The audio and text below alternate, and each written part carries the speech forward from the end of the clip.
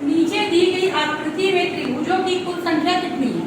हमको इस आकृति में त्रिभुज की संख्या निकालनी है। बेहतर है आप एक नया आकृति बना लो बाजू में। सबसे पहले हम इस लाइन को मेन मान लेते हैं, ठीक है। नीचे तो फेस सभी में रहेगा, ये तो सभी में रहेगा, तो हमको जल्दी करना है। तो ये हमने एक लाइन खींचा, एक त्रिभुज बना, इसी लाइन पे ये हमारा दूसरा त्रिभुज। फिर अब हम इस बड़े को मान ले तो ये तीसरा त्रिभुज हो गया। इसी लाइन से अभी हम इसी को बेस मान के चल रहे हैं, ये चौथा त्रिभुज हो गया, हुआ कि नहीं। और अंत में ये आपका पांचवा त्रिभुज, 5 त्रिभुज बन गए। अब हम इसी लाइन से उल्टा लेते हैं, 5 के बाद ये त्रिभुज आपका छठवां हो गया, ये आपका 7वां हो गया, और ये आपका 8वां हो गया। 8 त्रिभुज हो गए। अब ये एक बड़ा त्रिभुज 9 और ये एक बड़ा त्रिभुज 10, तो कुल मिलाकर इस त्रिभुजों की संख्या कितनी हो गई? 10। तो आपको उत्तर को नहीं देखना है, उत्तर देखोगे तो कंफ्यूज हो जाओगे। ऐसे सवाल जब भी आएंगे आप रिपीट उस सवाल को हल कर दीजिए, तो 10 त्रिभुज निकल जाएगा। अब इसे पूछ रहे हैं आकृति में कितने आयत हैं, बंद कर देना। अब बोल रहे आकृति में कितने आयत हैं, हमको आयत की संख्या बतानी है ना। सबसे पहले आप एक और आकृति बाजू में बनाएं। ये एक आयत हो गया, वो इसको हमने 2 भागों में बांट दिया, तो ये एक हो गया, ये एक, 3 आयत हो गए। एक हमारा पहले से था, फिर हमने 2 आयत बना दिए, क्लियर है। अब ये पोर्शन को जोड़ना है, ये हमारा एक और आयत हो गया, हो गया। अब उसके बाद ये लाइन बीच में खींचा है देखो, तो इस लाइन को हम आगे बढ़ा दें, तो ये 2 आयत और हो गए, हो गए कि नहीं। अब ध्यान दो, एक आयत ये बड़ा वाला हो गया, हुआ, पहले छोटा को बस लिया, बड़ा को ले रहे हैं, फिर एक आयत हमारा दिया हो गया, तो फिर 2 बढ़ गया, और उसके बाद ये टोटल बड़ा आयत 1 हो गया, हो गया। तो आकृति में कितने आयत हो गए? 1 2 3 4 5 6 7 8 9, तो इसका आंसर क्या हो जाएगा? 9 आयत। आपको यही ध्यान देना है, ठीक है। हर सवाल को आपको हल करके देखना होगा। आप जब तक सवाल को हल नहीं करेंगे, हल नहीं करेंगे नहीं बना पाएंगे। सुभाष लड़कों की एक पंक्ति में, पंक्ति मतलब एक लाइन है लड़कों, सुभाष बाएं से 13वां है, अरुण उन लड़कों की पंक्तियों में दाईं ओर से 10वां है। यदि पंक्ति में कुल 35 लड़के हैं तो सुभाष और अरुण के बीच में कितने लड़के हैं? ऐसे सवाल को हमको थोड़ा सा समझना पड़ेगा। पहले हमको आखिरी तक सवाल को पढ़ना है। बता दिया कुल 35 लड़के हैं, 35 लड़कों का एक पंक्ति बनाते, 1 2 3 4, टोटल 35 हो गया। अब बोल रहे हैं कि सुभाष उन लड़कों की पंक्ति में बाएं से उल्टे हाथ की तरफ से 13वां नंबर 1 2 3 4 5 6 7 8 9 10 11 12 13, ये क्या है तुम्हारा? सुभाष। क्या है ये? सुभाष। और दाएं से उस पंक्ति में 10वें नंबर पे है, कौन है? अरुण। अब हम 10वें नंबर पे गिनते हैं, 1 2 3 4 5 6 7 8 9, 10वां बोल रहे हैं ना, 10 में। ये कौन हो गया तुम्हारा? अरुण। ये कौन हो गया? अरुण। तो सुभाष और अरुण के बीच में कितने हैं?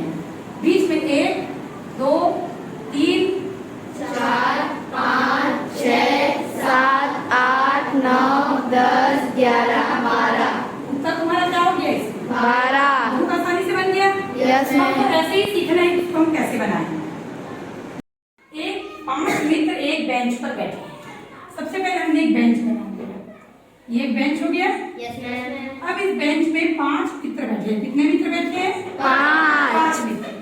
आंसू बासु के बाएं ओर है, बाएं मतलब लेफ्ट। आंसू बासु के बाएं ओर है, तो यदि ये आपका बासु बैठा है तो इसके बाईं ओर मतलब इस तरफ ऐसे बैठे हैं, तो बाईं ओर मतलब इस तरफ आएगा। बाईं ओर कौन बैठ गया है? आंसू। आंसू बाएं ओर, लेकिन चारू के दाईं तरफ, चारू के दाईं तरफ, तो चारू इधर होगी, इधर होगी ना, तभी तो ये बाएं तरफ होगा, है ना। आंसू चारू के बाईं तरफ है, तो ये तुम्हारी कौन हो गई? चारू हो गई, चारू। दिव्या बासु के दाईं ओर है। दिव्या बासु के दाईं ओर, ये बासु है, ऐसे बैठे हैं बेंच में, तो दाईं ओर मतलब इससे दिव्या हो गई, हो गई कि नहीं? तो ये आपकी कौन हो गई? दिव्या। दिव्या हो गई। अब दिव्या हो गई दाईं ओर, किंतु ईरा के बाएं तरफ ठीक किनारे पर है। किंतु ईरा की बैठी है, उसके बाएं तरफ ठीक किनारे पर है, मतलब ईरा एकदम किनारे में बैठी है और उसके बाएं तरफ दिव्या बैठी हुई है। तो यहाँ पे तुम्हारी कौन हो गई? ईरा हो गई, ठीक है। ईरा हो गई, ठीक किनारे पर है। तो हमको ये बताना है दोनों साइड कॉर्नर में कौन बैठा है। तो यहाँ पर कौन ठीक किनारे पर है? ईरा और चारू। ईरा और चारू। तो हमारा आंसर इसमें क्या हो गया? ईरा और चारू। अब ये वाला सवाल, एक महिला की ओर इशारा करते हुए एक बालिका ने कहा, एक महिला है, कौन है? महिला। इसके ओर इशारा किया एक बच्ची ने, और इशारा करते हुए किसने कहा? बालिका ने। किसने कहा? बालिका ने। यह मेरे पिता के, यह मेरे पिता के, इसके पिता हो गए। यह मेरे पिता के एकमात्र पुत्र, एकमात्र पुत्र, पिता के एकमात्र पुत्र, ये पिता के एकमात्र पुत्र, इसके पिता के पुत्र है, मतलब ये दोनों भाई बहन हो गए कि हो गए? भाई बहन कंफर्म है? एकमात्र पुत्र की दादी की बहू है।